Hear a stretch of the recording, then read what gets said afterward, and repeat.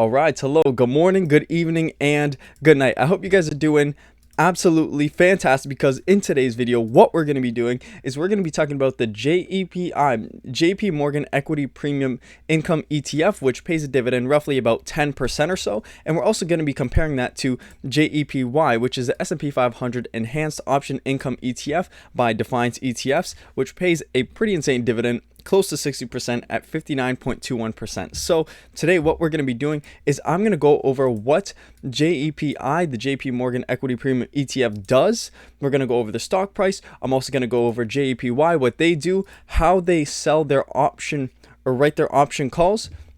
What I'm also going to do is calculate how much we'll receive in dividends from each. I'll tell you what I think is better in the long term, what I think is better potentially in the short term, and then I'll also tell you about which one I would buy if I were to buy either JEPI or JEPY. So I hope you guys do enjoy this video and find it interesting. Today we're up to 3,276 subscribers. I can't believe I said that right. 3,276. So please do subscribe if you haven't yet done so. We actually just crossed over that milestone with a 3,275 subscribers. Too bad it's not on there, but you know what? Can't complain by getting more subscribers. It's all good. So thank you to everyone who's done so. So today, why don't we start with JEPI? So JEPI, the JPMorgan Equity Premium ETF, this one really needs no introduction. You guys are probably already aware. So this ETF basically is like, it's not like the S&P 500, but it kind of is at the same time because it's a very well diversified portfolio. As you can see here, I have a couple websites up, and what I'm going to do here is just actually show you. So they have 136 holdings. They have a dividend yield roughly about 10% or so. It varies from site to site, with Yahoo Finance saying 9.99%. But JEPI, its inception date was in 2020, kind of like the mid of 2020. And it's got some really major holdings. It's got Adobe, Amazon, Alphabet, Hershey, MasterCard, Microsoft, PepsiCo. These are all pretty much safe long-term holdings. And a lot of people who invest in JEPI are looking for long-term sustainable growth and dividend income. That is what this premium ETF is supposed to offer. Now, the main difference between JEPI and JEPY is their options contracts. So JEPI, and I actually had to do quite a bit of research on this, their options contracts, I couldn't find the exact thing, but I'm pretty sure they sell on a monthly basis. That's why this dividend yield is so low. So how JEPI gets their dividend income, this 10% yield, is by the dividends distributed under their funds, which are, companies like Visa, PepsiCo, Microsoft, Hershey, Google, whichever companies kind of pay a dividend that goes into their distribution for JEPI.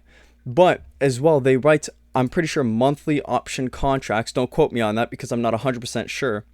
And I think that's what would make up this kind of lower dividend yield. And the reason why it's got such a lower dividend yield than, let's say, JEPY with a literal 60% dividend yield is because JEPY writes their option premiums on a daily basis with a 0 DTE, zero date to expiry option contract, meaning they're writing options contracts and collecting premiums every day, which goes into this 60% dividend.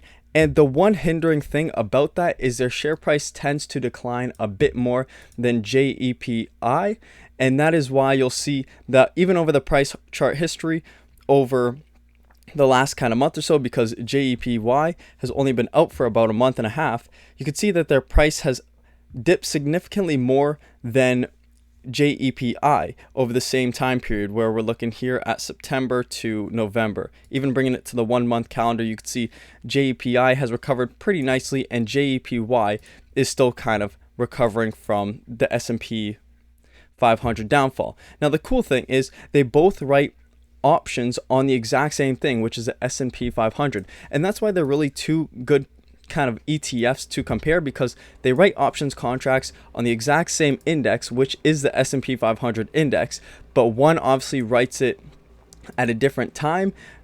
JEPI being that they produce a lot less dividend yield than JEPY, but there's also a lot more risk when investing in JEPY. I understand a lot of older investors, they like to go with JEPI just due to the fact that they're relatively stable. They don't necessarily fluctuate as much. They're kind of like the S&P 500, yet they offer a pretty good dividend yield at 10%. And those who are maybe a bit more adventurous, a bit more risky, will definitely go more into JEPY, searching for that higher monthly income and higher dividend yield. So which stock do I think, or ETF, is better for the short term? I think for the short term, if you're looking strictly for dividends and returns, JEPY is probably better. What you could do is you could try to not necessarily time the market, but let's say you were to buy when the S&P 500 had a big dip, like we've seen here when it went close down to $4,000. What you could do is you could pick up shares of JEPY, let's say at $17.74. You could hold it, collect a couple distributions, and then you could sell it and try to get it back at this similar price point. Now, with this 60% dividend yield, you'd probably be collecting about a 4 to 5% dividend every single month.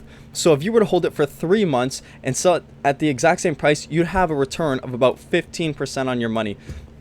Now, long term, I do think JEPI is definitely better long term. I think their option strategy is a lot more effective long term. And pardon me, I'm still recording in my basement if there's any kind of background noise, but I'm trying to flush that out. So I think JEPI is definitely better in the long term just due to the fact that, as I said, I think its option contract is a lot less riskier. I think it's a lot more sustainable, judging that they're not going for the 0 DTE collecting options every day, but instead maybe a weekly or a monthly contract, or even a 6-month contract. I'm not sure exactly what they do, but I'm sure it's a lot longer than JEPY.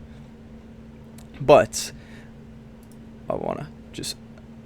it be what it be. And now I got my ticker here. There we go. Now we're back on it. Okay, cool. So yeah, so their options are probably a lot longer and a lot more sustainable.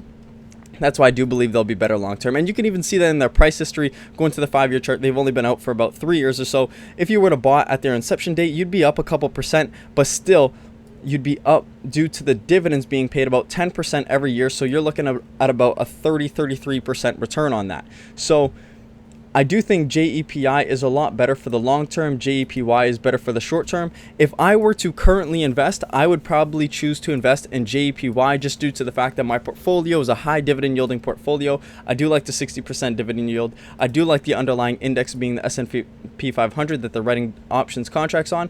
But I don't know if I'd hold this for the long term just due to the fact that it'd be very volatile, just like we see in other ones like CLIP, TSOY, and also QQQY. Now, why don't we calculate some dividends? Why don't we have some fun? So let's take a big number like $250,000, and I want to multiply that by JPMorgan's dividend yield of about 10%. We'll do 9.99%, what they see here. So 0.999, which would give us an average annual dividend if we were to invest $250,000 in JEPI of $24,975 divided by 12 months, which would be about $2,000 every single month. So if you were to invest $250,000 into JEPI, you'd be receiving a check about $2,000 every single month, which is actually not too bad. But if we were to take that same $250,000 and invest it into the Defiance JEPY Enhanced Option Income Strategy ETF at 59.21%, 59.21. Oh, whoops. We need 0.5921. There we go. That's better. We would be receiving $148,025. Obviously, that is a major difference. Divided by 12, you can see that we'd be receiving literally $10,000 plus the JPMorgan Premium ETF JEPI's dividend.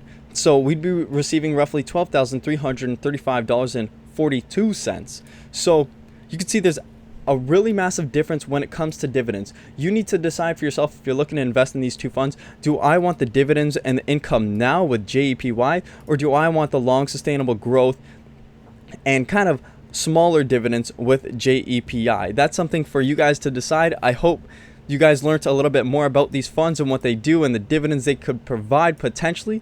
I hope you guys did enjoy this video. If you thought it was well, please do give it a like, and please do subscribe if you haven't yet done so. Comment down below which one you guys like more, the JEPI or JEPY, and I'll be sure to get back to you. So I hope you guys enjoyed this video. Take care, and I will see you guys in the next one.